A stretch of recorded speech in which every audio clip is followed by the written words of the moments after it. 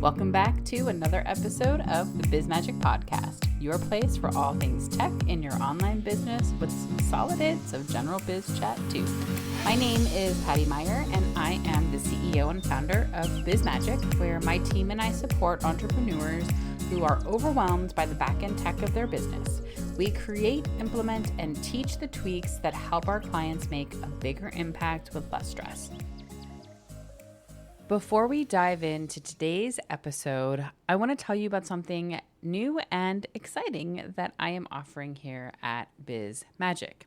Sometimes you just need a friendly space, a little tech help, and someone to say, "Hey, did you do that thing yet?" That is why I'm super excited to introduce Biz Magic BFF's online biz and tech community. It is a Slack-hosted, low-pressure, high-support online community for solopreneurs, creatives, and online business owners who want connection, accountability, and access to tech and business support without the noise. So whether you're mid-launch, in a tech tangle, or just craving a little company while you work, this is your back pocket biz support crew. Included in Biz Magic BFFs is access to me, Patty, and my entire biz and tech brain twice a month at Biz Magic's office hours, live on Zoom. You can drop in and get quick hit tech support or your business questions answered in real time. You get co-working sessions with this really amazing community. You have support inside the Slack community as well, so you can share, you can get feedback, you can ask for tech support there, and you can have general accountability. The good thing is that this is not a space where we have forced engagement. There's no sales, there's no drama, none of that. It is just a place for you to show up and create connection with other online business owners. Until now, Biz Magic BFF has been an invite-only community, and I am opening it up to Biz Magic's larger community. So for right now, it is only $30 a month, but the price will go up. So if you want to learn more, hop on over to bizmagic.co/BFF. Now let's dive into the episode. Today, I'm super excited because we are nearing, believe it or not, the end of 2025. Somehow we've made it here.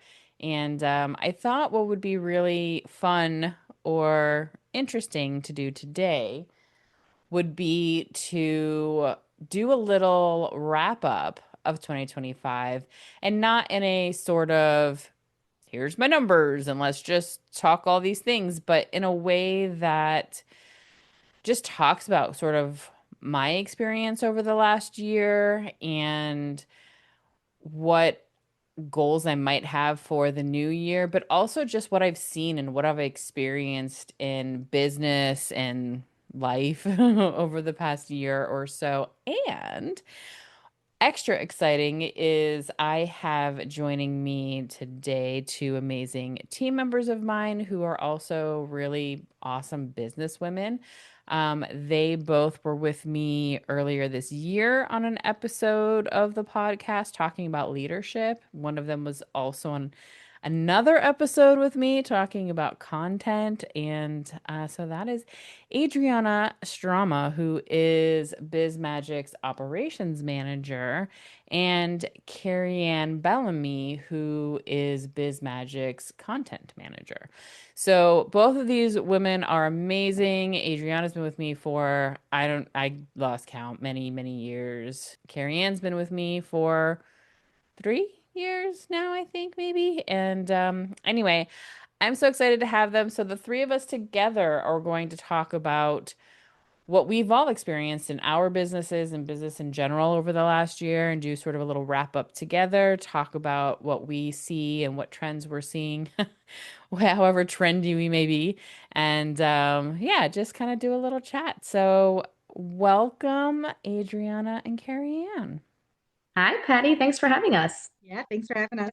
Yeah, I'm excited to have you back. It's fun to kind of have almost in a bookend kind of way us coming back and talking things through. The other piece is that, you two through this whole year, last year two. Part of last year. I can't remember how long we've been meeting in the capacity we have on a regular basis, where the two of you are part of my strategic team. And so we meet typically, unless I have things happening, once a month, where we talk about sort of my plans for Biz Magic, or you help me talk through things. And sometimes I come on, and more often than not, I'll come on and say, I'm not really sure what I have to talk about. And somehow by the end of that call, we've had the most interesting conversations. We've talked about business. We've shared really awesome perspectives. And we've either come up with a new offer for BizMagic, or you've talked me down off of some ledge, or we've just talked through some new ideas. And so it's always one of my favorite things to do is have these calls with you guys, because we just have such a great back and forth in our conversation. So that's another reason I'm really excited to kind of be here and talk to you all as we weirdly end the year or get close to it. Yeah. So, well, let's start by sort of any new listeners or anybody who never listened to those episodes. If each of you just want to sort of take a second to talk about your own businesses a little bit, just introduce yourselves and tell us a little bit about your business. Adriana, why don't you go first?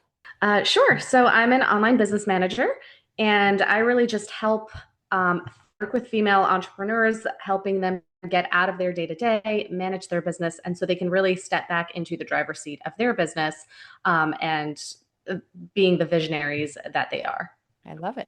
I'm Keriann. I am a content strategist and copywriter for online business owners and essentially just help online business owners with their content marketing strategy, however that looks for them, because I have realized over the past several years that it does look a little bit different for everybody. So whether you want to really grow your visibility on one platform with a content strategy or drive more traffic back to your site or whatever it is, I kind of help online business owners figure out what that looks like and then help them implement with done for you content. Carrie, what I really love about talking with you is that you kind of have your finger on the pulse quite a bit more than I do when it comes to kind of what's happening in the world of content. And it goes beyond, and I think it's important to understand because some people don't think about that, but content goes beyond social media, right? We also talk about blogs and newsletters and all sorts of other things that well, why don't you tell us, like, what makes up content when we look at it from your perspective? Yeah, I think that there's a lot of different ways to share your message and grow online depending on your business and what lights you up and just like what makes sense for your business model. I think something that you and I have really focused on the past year or two is like thinking differently about how service providers market their businesses versus maybe coaches or product-based businesses that are selling like a one-to-many product, meaning Yeah, that they're just trying to sell a course or a product and they need a big audience to make their profit versus someone like the three of us who are service providers who work one-on-one with clients. And so we don't necessarily need to be bringing in as many leads as frequently as right. maybe other online business owners that we sometimes try to model our content strategy after. Mhm. And so I think that's where there can be some disconnect with online service providers who are trying to grow their content marketing strategy and like what does that look like? Because it could look like putting all of your eggs in one basket on like Instagram or LinkedIn and really going heavy on your content strategy there and connecting with people on those platforms if that's something that lights you up and that you feel is like a natural fit for you. But it could also look like relationship marketing, joining paid communities and getting to know people on a one-on-one basis and growing your referrals and that kind of thing. And so I think that there's just so many different ways that a content marketing strategy can work. And I know just like working with different online business owners who have different revenue streams, different size businesses, like, yeah, it's so much more than just social media. So Yeah. if you're like burnt out from that or it doesn't feel like a good fit for you, like there's a lot of other ways to like grow your visibility. Yeah, absolutely. And I want to say, like, in the from the perspective of that relationship marketing, I just hired somebody recently to join the Biz Magic team that I met in an online community that I joined.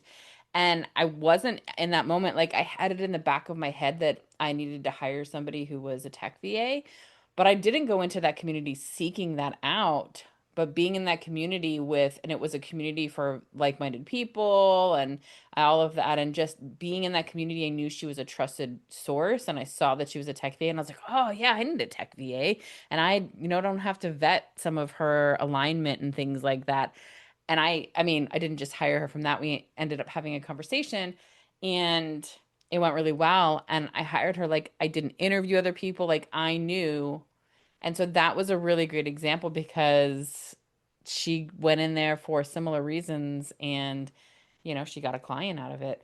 So I think that it's a great reminder that showing up in places where you want to be is also a form of visibility, um, and staying out there in front of people. Yeah, that's been a huge lesson for me this year, just in terms of like building relationships as a way to grow your business and not necessarily from the place of like, I think when it comes to running an online business, we're always trying to put our strategy hats on, right? Like when Yeah. we're looking at, okay, what are my goals and where do I want to be in a year? And kind of like the narrative that we're fed from, business, Hmm. online business coaching, which is great, because Yeah. that's a huge important part of business. But something for me this year, that's funny that you kind of bring that up, how you met this person and kind of developed that relationship naturally is like, I really wanted to be in more communities this year. And so that was a huge priority for me, to be in paid communities versus maybe just like free Facebook groups and things like that. And I found a few communities that I thought would be a good fit. And when I went into them, I think I had more of the approach of like, I'm going to meet people who can become referral partners and like network really strategically. And it's going to have this like specific role in my business. But what ended up happening was I actually just met people that I just genuinely really enjoyed and became friends with. And that was so much more fulfilling than the side of like that strategy side. And like I said, both are like so important, if you're going to use relationship marketing as a way to, gain referrals and like grow. Maybe you have a new service that you want to like test out with people, or you just want to, expand your network. Like, yes, strategically, it's a great choice, but I also just like wasn't expecting how much I was missing that, just like in my week to week business. And so now, like getting on calls in these communities and just connecting with people over things that maybe don't even have anything to do with business is just so valuable. Mm. And you're building those relationships authentically. It doesn't feel like you're forcing it. It doesn't feel like you're getting on a networking call with like 100 people and like breaking out into all these separate rooms and pitching people and being like, Yeah. oh, if you need anyone who does XYZ, like I'm that person. And it just feels a lot more natural. And like one thing leads to the next. And yeah, it's a lot less stressful way to just Yeah. market yourself. Yeah. Well, yeah, and when you meet people who become your friends, who become people that you connect with and click with, they're going to keep you in mind because you're top of their mind as somebody who they enjoy. And right there, you end up creating a network opportunity for yourself. And sometimes it doesn't pay out right away, but it's paying out in other ways, right? And at some point, it does pay out, and it's really amazing when 6 months from now or a year from now, that person's like, "Oh my gosh, I met this person," and I pass them your way, and they end up being, a really solid client for you or opportunity. Yeah, definitely. And another thing that I realized this year when it comes to like bringing on new clients, I work with clients on much more of a long-term basis. So my like retention rate is a lot Yeah, longer and slower than a lot of other service providers because I'm not doing as many projects right now, though I'd like to in the future. But something that I realized this year as I was really thinking about wanting to potentially grow that aspect of my business and being like, well, then I would need, more people in my network to book more projects with. It feels really, really good when you are approached by someone who would want to work with you that you already have that baseline established with versus Mhm. getting maybe like, I don't know, a cold email from someone who's like, I saw your services on Instagram and you have no idea who they are. Yeah, You don't know what their business is. Like, obviously, we all would love to have our inboxes like flooded with people who want to work with us. But from my perspective, if I'm really doing like long term work with people, I want it to be people that I already kind of have that established relationship with yeah, because it just feels a lot better getting on a discovery call with them or like pitching to them versus somebody who I'm like, okay, let me go see who they are online. Let me see if they're like the right fit because there's so many people out there doing, I mean, great work. And there's people out there just kind of in it for other reasons and trying Right. to maybe like make a quick buck and like grow their business, and you might not be a good fit for them. So I feel like that side of marketing, especially for service providers, it feels better for me. Yeah. Yeah. And I think I had this experience. It was like back in January, I had a consultation with somebody who, every time somebody signs up for a consultation, my form asks them, how they found out about me. And she said, I'm not quite sure, but I've been on your list for quite a while. And that right there, I was like, this is great. Like, you have been on my list, which means whether or not you read all my emails, you've read enough of them or you've consumed enough of my content to know that you already are interested. Like, it's much warmer of a connection. And that didn't lead to something immediately, but then she just recently got back in touch with me and we had another kind of follow-up consultation. And now we might be working together in the new year. But like, we can't overlook the power of showing up and being who we are. And and to your point of, I felt so much more comfortable and confident in that call because I was like, oh, all right, this is a person who already knows me to an extent. And so, not that you have to do less selling or anything like that, but you know that they already know you and are into whatever they're picking up what you're putting down, you know what I mean? Mm-hmm. And so that's a really big deal. Yeah, it's Mm-hmm. like you don't have to rely on that like first impression almost. Yeah, Like, because it's you feel already like you happened. have to say all the right things and do all the right things and make sure you tick off every single thing on the agenda. Yeah, for sure. No, I totally get that. And it's funny too because I see it as kind of the world evolves and online business, because we're all in online business, right, evolves. We kind of teeter totter between where like social media, especially in 2020, right? Like everyone was like, you've got to be on social media. Like this is the way. You don't want to be referral dependent and things like that. And obviously that's going to depend on your business as well. The less volume you need, you can be more referral dependent, right? Versus, if you're e-commerce and things like that. So it's funny because I feel like this like relationship marketing and networking and all of that has always been a strategy, but it's always interesting to see the patterns of when it becomes pushed more. And I think right now we're seeing that more because people are valuing relationships more and community more and in person and things like that. Um, and yeah, it's just like having reviews, right? It's, when you're looking for something and you look at the reviews on Google, right? When someone's able to recommend you automatically, right? Like that word of mouth, like that's just like such a stellar review that they don't need to do all that research anymore. So Yeah. I agree. I've also been leaning into that a bit more this year and hope to more in 2026. Yeah. Yeah.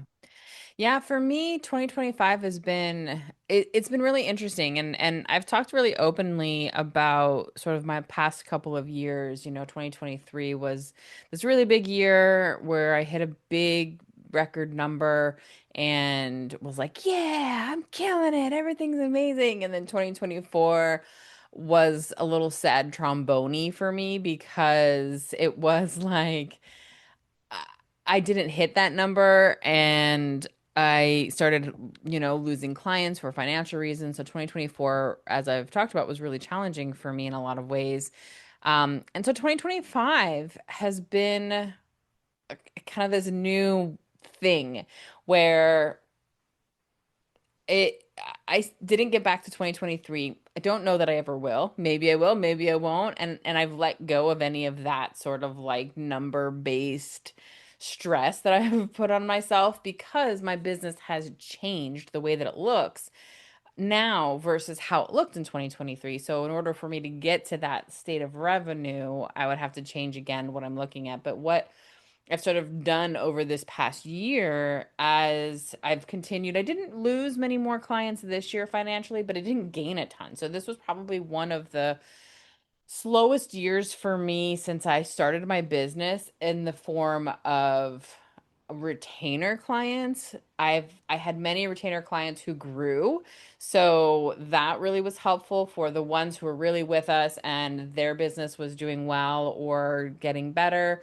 They grew their retainers with us. We did get some new business in that way, but it was a very project heavy year for me, which I love. And so what I found this year was through the year, I stepped more and more back into client work, which I had really stepped out of in a lot of ways, which at first was kind of fun because it was like Biz Magic can just pay me to be the CEO and do the high level things. And there was something about that that was really, it felt good and it felt fun and everything. And I got to learn a lot more about business on that level because I had the time to do so. But it also meant that I wasn't doing as much of the stuff that I really loved and that I started this business to do. And so at first, when I kind of started stepping back into client work, and I'll be honest in saying that like it was because I had to in order to pay myself because Biz Magic wasn't making the money in the same way. Again, being more project based and things like that, it meant that I needed to be stepping back into that work. And so at first, even though I was really excited to be doing this work, and when I say doing this work, I mean more and more website design. I mean a lot of like platform migrations, moving people from one email platform to another, or CRM, and all sorts of things like that. And I was really excited to do it because I love that stuff. But there was a part of me in the back of my head that was like, well, this is a failure because you were in a place where Bizmagic could afford to pay you just as a CEO and not have to do any of this client work. And that somehow doing client work became a failure for me, which is so weird because I remember when Bizmagic started to grow to the point where I couldn't do as much client work. And that was such a struggle for me because I loved it so much and because I was so relationship driven. So to be back at this point where I'm stepping back into it and then feel bad about it, I realized a couple of things. One was that I fucking love what I do. And I was so excited to be back in and doing that work that I knew I didn't want to go back to sort of big agency or start. And I never was a big agency, let's be honest. But like, at our biggest point, there were 18 of us on the team, which isn't small. It was a lot of work and it was really hard and it was a lot. And so now we're down to about 12 people, I think, on the team right now, 10 to 12 people. And that feels really good to me. So, but I don't want to go back to that bigger level. It was bigger than what I wanted to. Could I do it? Yes. Do I want to? No. And so it sort of became this moment of me saying, what the hell do I want to do? Because, which leads me to kind of the second thing that I learned in that and that I learned this year and really have embraced. And the two of you have watched me embrace this sort of like who gives a fuckness of whatever this year, but in a really positive way, where I kind of had this moment where I was like, oh, I've been sitting here preaching for so long now about not listening to the online business stuff and like the status quo of it and how you're, you know, um, you need to do things in a certain way and in order for to be successful. And me having that thought process was that stuff saying, well, you're not successful if you're doing all the client work. You've got to be out of the client work in order to be successful. That's what's considered successful as a business owner. And so it was this moment where I was like, well, wait a second. I have fallen into believing all of this crap, and sometimes the crap is there for a reason. And there, these ideas that were taught in the online business world they're important. But when they lead you to shame, when they lead you to feeling like a failure, those are not healthy ideas. And so I kind of embraced that, like, you know what? I'm done. Like, I'm really done. Like, I will really take what I want and let go of everything else when it comes to business advice and online business advice because I'm the one that gets to decide what's successful in my business and nobody else. Yeah. Yeah, and Yeah. that's huge. Because yeah, I think that's what we constantly see. You go on social media, you scroll through any of your feeds, right? It's like these predetermined rules of like Yeah. what success looks like, right? Mhm. And when it's constantly what you're seeing, it's hard to not start to believe it, even when Yeah. you don't want to, right? Like we know all of these things, like this is, success depends on me and what I want to see. And yet subconsciously, when we're constantly consuming that stuff, right? We start to beat up ourselves when like, well, I don't have my version of success and this version of success that I've been taught I should also want. Right. Yeah. Yeah. So Yeah. that's huge. And I think that a lot of us are fed this idea that success, that there's a runway for it of like X amount of time. Like 6 months, 1 year, Yeah. 3 years, like however it is, like whatever narrative that, we all kind of follow different people, we all get different messages. But I feel like in the online world specifically, it is this idea that like you have to scale so quickly in order to be successful. You have to, whatever number you want to put at it, you have to make six figures next year. Like, and if we're looking at it more from like, I don't necessarily, because I'm a service provider, and because I'm only in year 3 of my business, I don't Yeah. necessarily look at myself as like this business owner, but more Right. as like this is my career. This, I'm a service provider. I'm part of people's teams. I'm supporting Yeah. businesses. And so it's like I want to be able to do this for the next 30 years. Like, that's when I'm going to retire. And so to me, it's like I have 30 years to become the best professional I can be. I don't need to scale, quote unquote, in 6 months or in 1 year, because it's like, what am I going to do with the other 29 years? Yeah. Like, takes time. If this is something you really want to have as a career, like I think Mm. looking at that runway and being like, well, what's realistic? I think something that we talked about a few weeks ago when we all connected was the idea of like a lot of that messaging is marketed to you assuming that you have the expertise and the Right. skills to like really deliver a service or a product that's going to provide this like promised transformation, right? And I think like if we look back to like, let's just say 2020, because that's when like we've all, I think, been in the online business world a little before that, but like Mhm. that's really when things were probably at their like highest volume, when so many people spending more time online, and the like online course industry was so huge because it was like, oh, you have a skill, like here's how you can monetize it. And maybe it was like in any kind of industry, right? Yeah. But it's like if you're looking at a career that you want to have for the next 5, 10, 15, 20, 30 years, like for me, my priority right now isn't necessarily let me streamline the project side of my business so that I'm bringing in, this huge profit and hiring all these people to support Right. me. It's like, how do I just become really skilled at my craft so that by the time Yes. I'm maybe ready to do that, or maybe I do want to offer like a digital product or like diversify my income streams outside of my retainers, I have the many years of experience and results and knowledge to like back those results up, so that when people do come to me and I can sell them that service or that product, like I know it's going to work.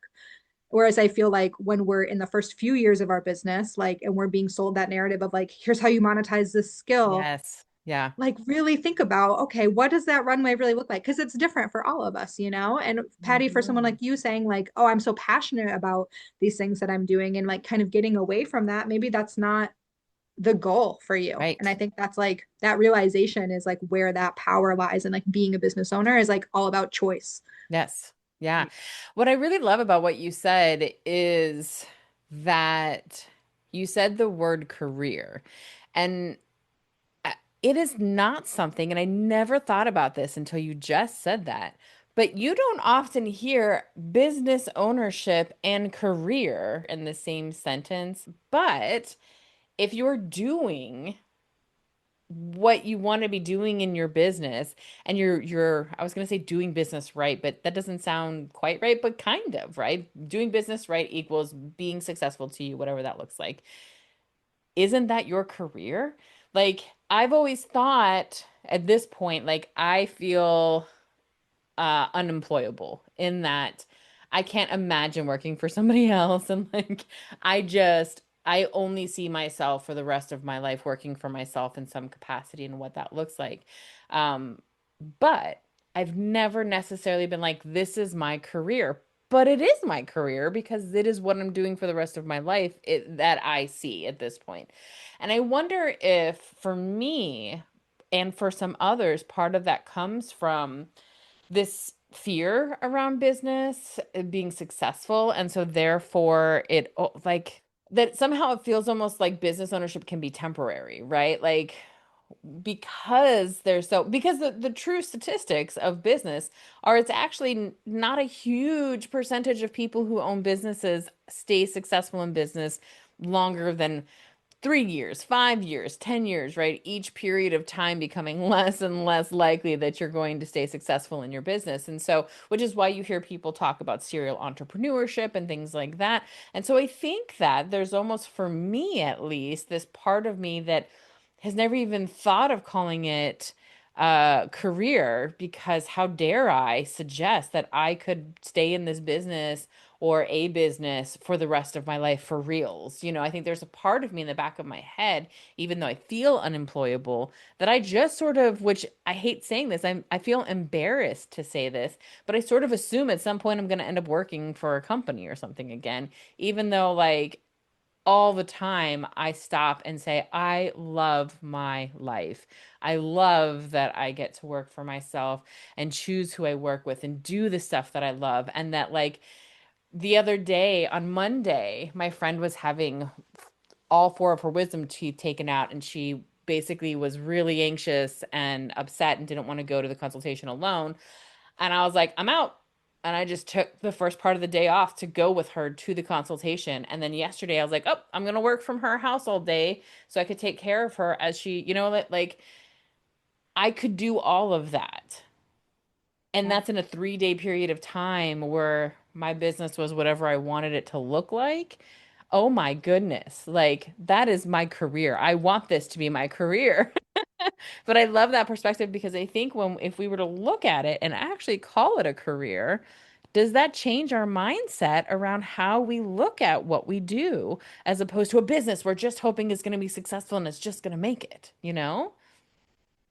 Yeah, and I wonder if it's also kind of separating too, like, I don't know, I think there's this mindset around what business is, and then some people are like, "Oh, this is a business, that's not a business, this is success, this is not success," right? Yeah. And then also the skills, right? Because the skills that you learn running your business, whether you're a service provider or course creator, like whatever, like all of those are transferable. And yeah, I don't know. I don't have the answer to that, but I wonder if it's also just this mindset shift of like, you are not your business. Like Yeah. your career also doesn't have to be your business. Like you can have a career and be in business, right? Yeah. Like, I don't know. I think for a long time for me, I'd be like, oh, I don't have a business. I'm just a freelancer, Right. right? Right.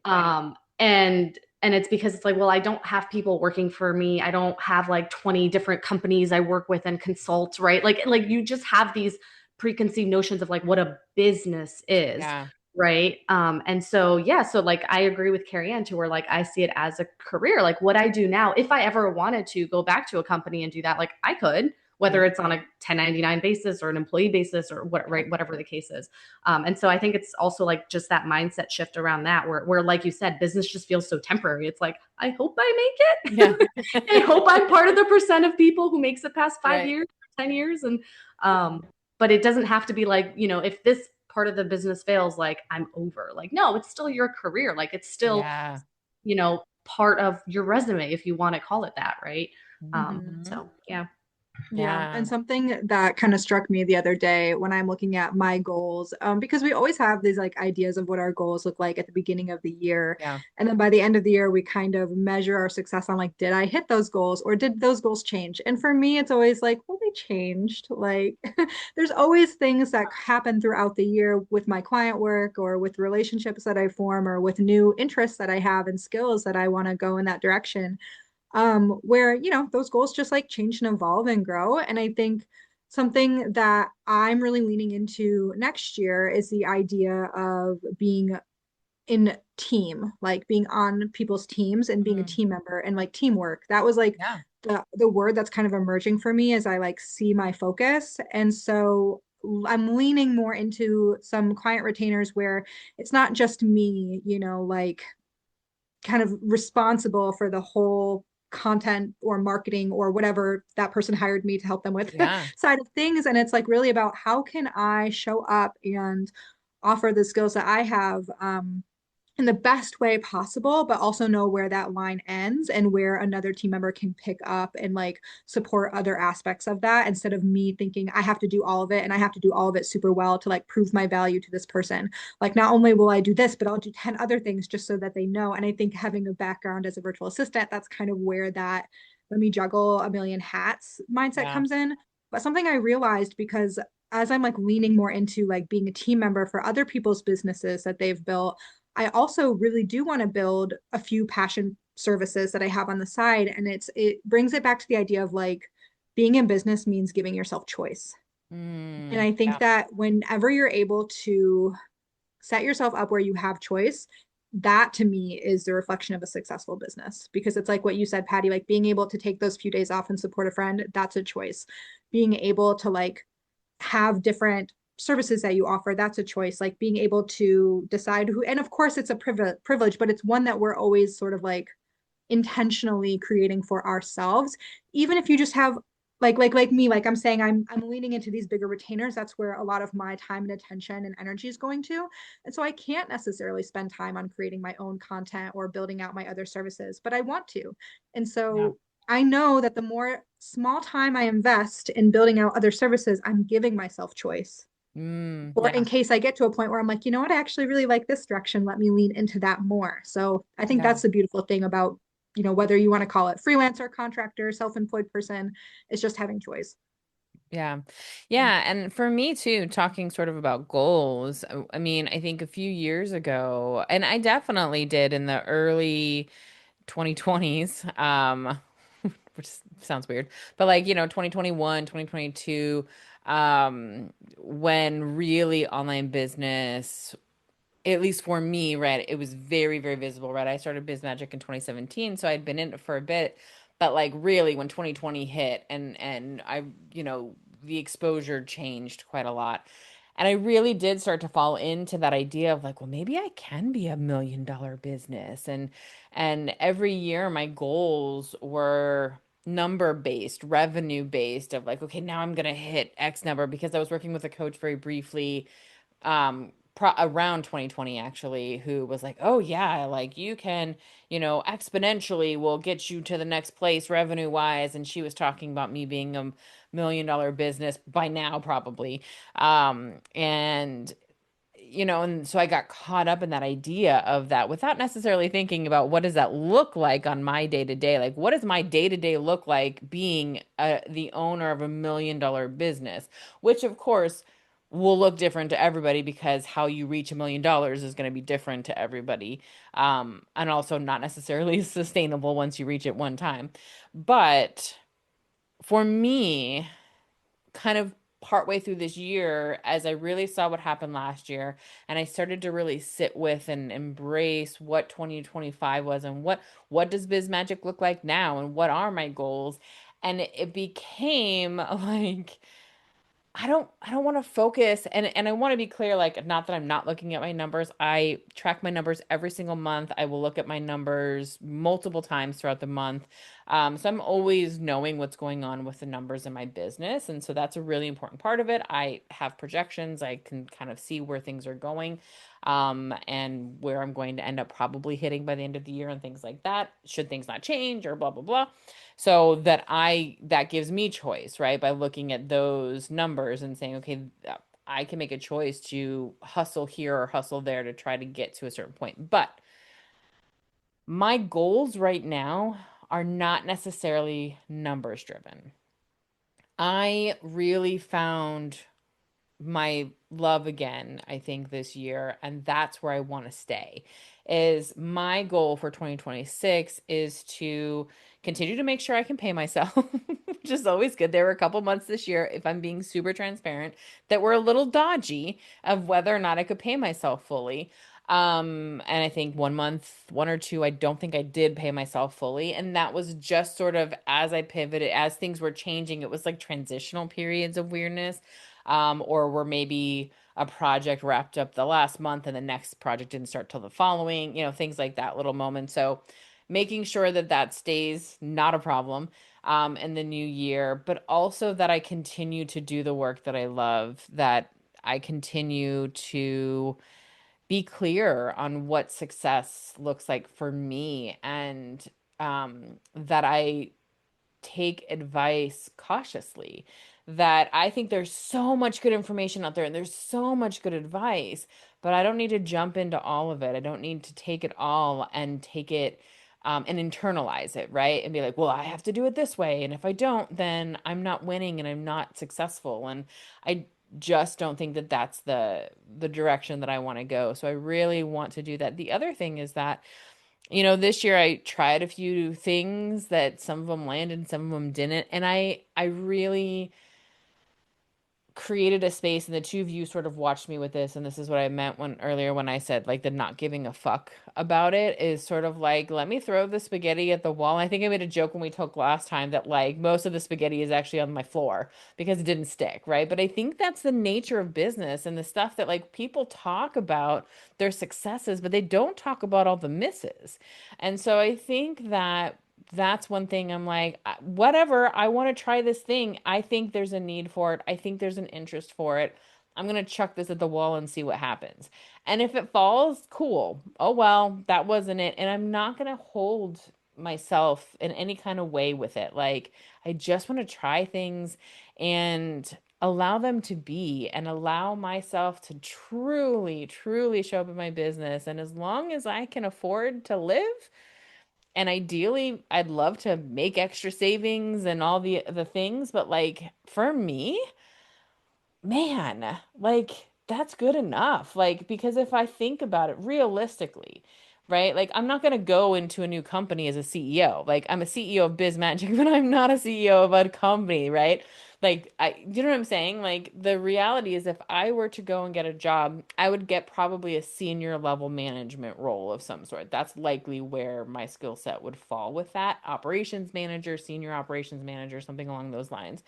Um, I'd get a decentish salary, but like, what would I be giving up for that, right? To have that and to live in that way. And there's still lots of times within that you can't get ahead and you can't like even my point being, even in those types of careers, people are living paycheck to paycheck. People are not building mass savings and things like that. So instead of me beating myself up and saying, well, I should have a house by now that I've been able to purchase and all these things, it's like, dude, I can pay my bills. I can live in my nice two-bedroom, two-bath apartment that I love, and I can take care of my cat who was really sick this year and cost me a shit ton of money. And like, but I could do that, that I could do all of these things.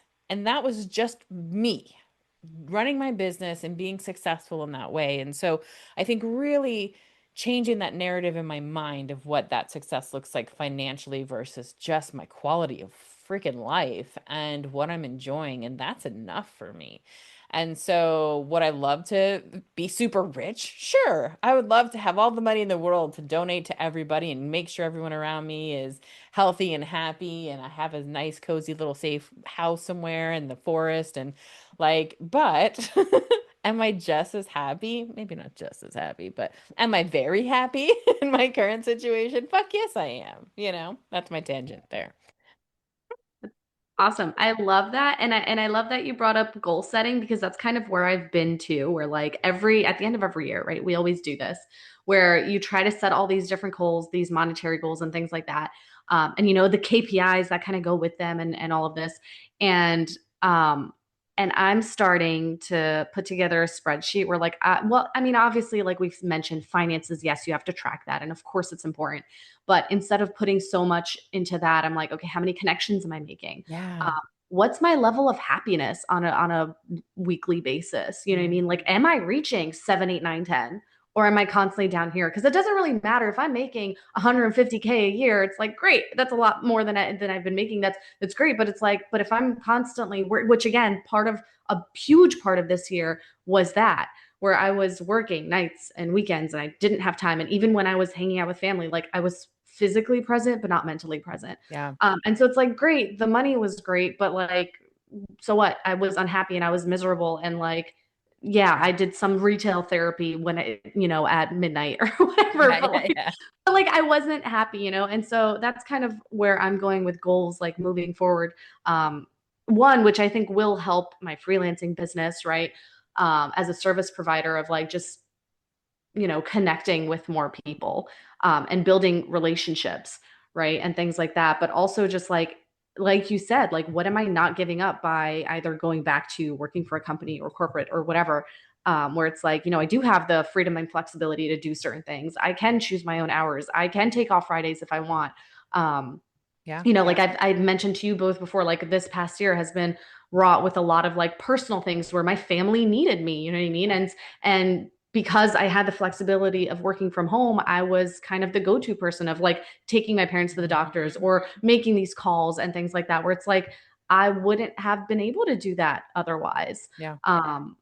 So it's so I think like goals for next year is like prioritizing happiness, connections, um, and gratitude. I think that's kind of what I started at the beginning of 2025, and Yeah. that got away from me really quickly, is just this practice of gratitude, where instead of focusing on all the other things that we could have, because every job or business or whatever is going to have these pros and cons, right? Yep. Great, I could go back to a company and maybe I'll get PTO and holidays off and all of this, but that also means I'm constantly working, these hours and then overtime and then and feeling behind and being told what to Yeah. do and maybe in a toxic work environment and having to commute, which I haven't had to do in years now.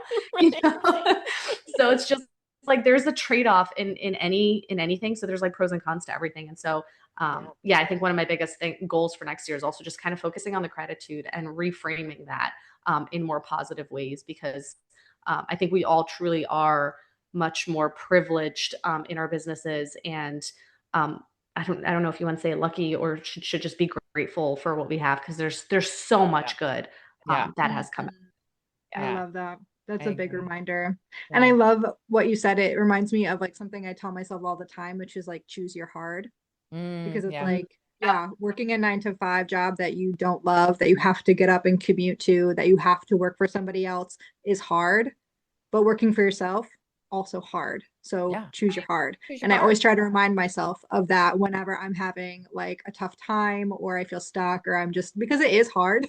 But I just love that reminder of just like showing up with gratitude and being like, it's hard, but like we're choosing this over something else that we may not have wanted. Like if the person who I was 5 years ago saw what I was doing now, I mean, I'm already doing more than my original vision for my business. Like Yeah. when I first started thinking I could maybe get clients and make this work, you know, I just wanted to be full time as a virtual assistant for a few, health and wellness coaches. And it's like now where I'm at is like above and beyond that original vision. So it's like, I think that that's such a powerful reminder when we are kind of like the theme of what we've all been talking about, which is like, how do you measure success? Yeah. And like, kind of some of the pitfalls that come from this industry in particular, being on chronically online and getting fed these narratives of like what success should look like, we can tend to like beat ourselves up or push ourselves too hard. So I really love that reminder so much, Adriana. I need to like tape that to my wall as well, because it's like it is a privilege to be able to even be doing any of this. Yeah. Yeah. And I think what's interesting too is that, and I said sort of in the beginning, like talking about the trends or things that we see is, and the three of us talked about this a little bit the last time we met, is that I feel like obviously because of the world that we're living in and in the economy, politically, and just in general, as the energy in the world has sort of shifted, so has the way people are showing up in their business and what they're looking for in people to work with them and all of that, and I just feel like the rules of the road, so to speak, have changed so much in the last 2 years that being open and being just sort of like I said, sort of being like, I don't know, let's just see what works. I feel like a lot of people are doing that, and I think that as I sort of change the way that I'm going to be showing up, and that's something that, this is the first time I'm saying that, there's only one more episode of Biz Magic podcast after this one. I am shutting it down for a little while, either temporarily or forever. We'll find out. And kind of to that, I'm going to probably do a 9 grid on the Biz Magic Instagram page. And all that to say that I want to put my energy a little more into local networking, and because I feel like that's where a lot of people are moving right now, is there's still, and let me be clear, there's tons of amazing online communities and a lot of people are in them. I'm in some of them. I'm starting one, like there's a lot of great stuff, but there's also a lot of people who are craving local in-person community. And so I think that's another piece of paying attention to what you see happening and what you feel, because sometimes what you're feeling isn't wrong. It's what other people are also feeling, even if it's not something you've heard people talk about before much. And so I think that that's something we're going to keep seeing more of in the new year. That's my prediction, for lack of a better term, is sort of that idea of more and more people looking for community in person and locally and building their networks more and more that way. Which I'm kind of all for, you know, there's a lot of people that just crave that in person and that localness. And so I think paying attention to your local communities is a great thing to do in the new year.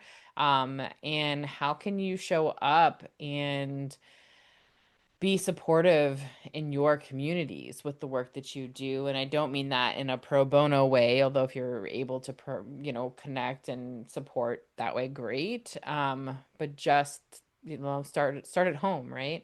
And so I'm kind of excited for expanding a little bit more into my local community in that way in the new year as well, and just not worrying as much about what my Instagram looks like and what like finding my Yeah. new ways of consistency, finding my new ways of how I show up and my visibility, and all of that. Yeah, and I think one other thing that I'm going to add too, because I've been kind of like thinking about it and floating this idea too, is, and maybe people who are listening are all business owners, but um, joining networking groups in person also doesn't have to be like business networking groups. I'm like, Yes. go volunteer at your Yeah. shelter or soup kitchen, meet people that way. I've recently, because my boyfriend is a nerd and I love him so much, um, but I recently picked back up Go, and they have like all these meetups and things like that, and people are actually like walking around and catching Pokemon together, Mhm. and that's what we're doing tonight. So it's so I love it's knowing that so much, Adriana. I thought you might. But yeah, so it's just, don't feel the pressure to feel like you have to Yes. go to these businessy things. And because I know, like, for me, that tends to be a bit of a stressor Oh sometimes, my where it's like, God, oh, so much. now I feel like I have to talk business and sell myself. But yet I don't want to do that because it feels like that, that dirtiness of like how networking used to get like that dirty rep, Yeah, right? So it's yeah, just, yeah, so again, so just don't feel like you need to go to like all these businessy, and you have to join like your chamber of commerce or something like that. It's great yeah. if you do, Mhm. but it's not necessary. Like, there's so many Yeah, different options, and I think now more than ever, your community would even appreciate that too. yeah. Yeah. Yeah, I have Yeah. there's a local liberal group here that I've talked about endlessly to you all over the years, that has like given me life here in my Mhm. little purple E corner of Texas. And they have such just amazing groups in general. They do dinners out, they do all sorts of things, and they are starting some business networking things. But just little small shorties, and like that for me, oh, so up my alley, not just because it's all women, which I love, and that it's local liberal, so that I know that they're in alignment with me, for my kind of belief system and all of that. But I know these women because I've been in this community for so long, and they're casual. Like, for me, the biggest thing about these networking events and stuff is like, oh my God, I don't even own like a blazer or like to dress up or something like that. Oh my God, you all know me. Like, I barely, like, our retreat last year that we went to, I bought a hair dryer for the first time for that, because we were doing these photos. Like, and I had never owned a hair dryer before. So like, I am not somebody who dresses up and does all of that. And so, like, that's very intimidating to me, because I just feel so, even though I'm an amazing business owner and I love what I do and I'm very good at my business, like, I don't feel like in the world, I feel like a fraud, because I don't dress and show up like a business person does in that way, right? And that's how they sound, apparently.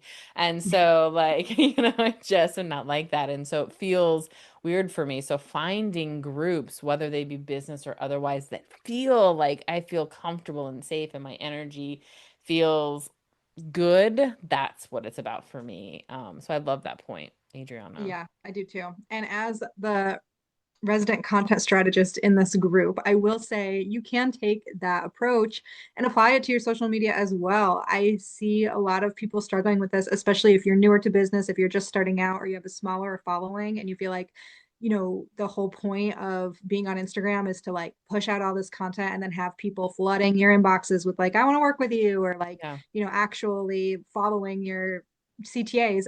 I think instead, like, we forget that like something like Instagram, it's supposed to be social. You're supposed to use it to build relationships and connections. Mm, And so yeah. like if you're struggling with that, like instead of having this like putting all this pressure on yourself to like show up as this like expert who is putting out all this valuable stuff, it's like post on your stories like what shows you're watching. You would be so surprised just in your small community, like someone will. I've had like so many great conversations with people based on like books. I'm a huge romantasy nerd, and like romantasy is having such a huge resurgence right now, like online. And so I have like connected with so many other service providers just on what we're Mm. reading. And it's like kept them top of mind. It's kept me top of mind for them. Like they'll send me job postings, I'll send them things, we'll update each other on what we're reading.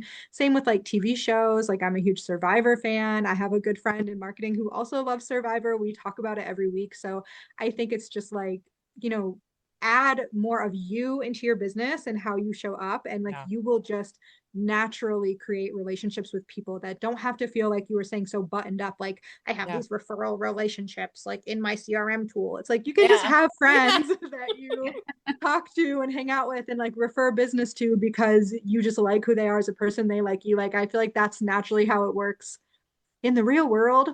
Yeah. And sometimes in the online world, we can, I don't know, we can just forget that. So, like, Yeah. yeah, I love that. Yeah. I love that too. I think that's a great place to sort of start wrapping up because I think that that's essentially what we've been kind of saying. I think that's like the concentrated version of what this whole conversation been has been about, which is just be yourself, man, and like show up to your business and be who you are, do what you love, do what you're passionate about, take what feels good to you and let go of the rest and like make your goals around you and what feels good to you and not all of the supposed tos, none of the shoulds, like let you be your own measuring tool and that's success, dude. If you're I just said dude. That's success. If you're happy, then that's all that matters. Like if you're happy in whatever way that look like period, end of story, that is all that matters. And so like there's so much going on and I think that's part of that for me too is there's so much happening in the world right now that it's just I mean there's always but especially I guess for those of us like in our 30s and 40s um it's such a time that we're living in, right? We weren't living in the same way in the 60s and the 70s and things like that that like Mhm. this is the time that we're experiencing that's tumultuous, it's all these things. And so like that's what I'm learning from being in it and around it is just be happy. Like just find what makes me feel good because guess what? That's the energy that's going to be put back out there. And so that's what I want to do. Whatever I can do, like to put my energy back out there in a good way, that's what I want to do. And that's success to me in all aspects of my life. So that's what I Yeah. have to say about that. Yeah. Mhm. Any last parting words or thoughts or ideas from either of you two? Um, I agree. I think just be yourself, let people self-select out. You Yeah. cannot serve everyone anyway. So Mm-mm. just attract your people. Because that's what's going to make you happy. That's what's going to help you wake up every day and be excited to do what you do. Because I've done that before, trying to like mute myself, make Yeah. myself smaller, make sure you get the most because you don't want to pass on opportunities and things like that. But not every opportunity is meant to be taken. Not everyone is Yes. in alignment. So just be intentional, be okay with not everyone being your cup of tea, being your type of person. And that's okay. They'll find their people. Your people will find you. Yeah. I love that. Yeah. And everything is one experiment. So Yeah. just keep experimenting. And when something feels good, follow that. When something doesn't feel good or doesn't work out, like follow that too. Like that's how Yeah. you're gonna like pave the path forward, especially like wherever you are in business, whatever year you're in. It's like I Yeah. think that it's always shifting and growing and changing. Like we talked earlier about how it's like if this is your career for 10, 20, 30 years, like, yeah, where you're going to be 10 years from now is definitely going to be different from where you are now. So like let that be, like honor that evolution. It's exciting. So Yeah. Yeah. I love it.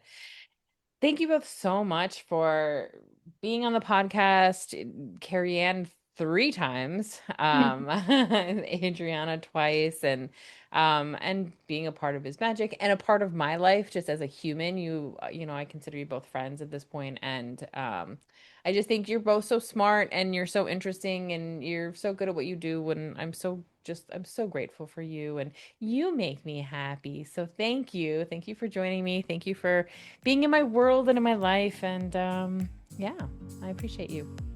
Thank you, Patty. Love you. Thanks, Patty. Thank you for listening to another episode of the Biz Magic Podcast. Like most small businesses and podcasts, we rely heavily on word of mouth.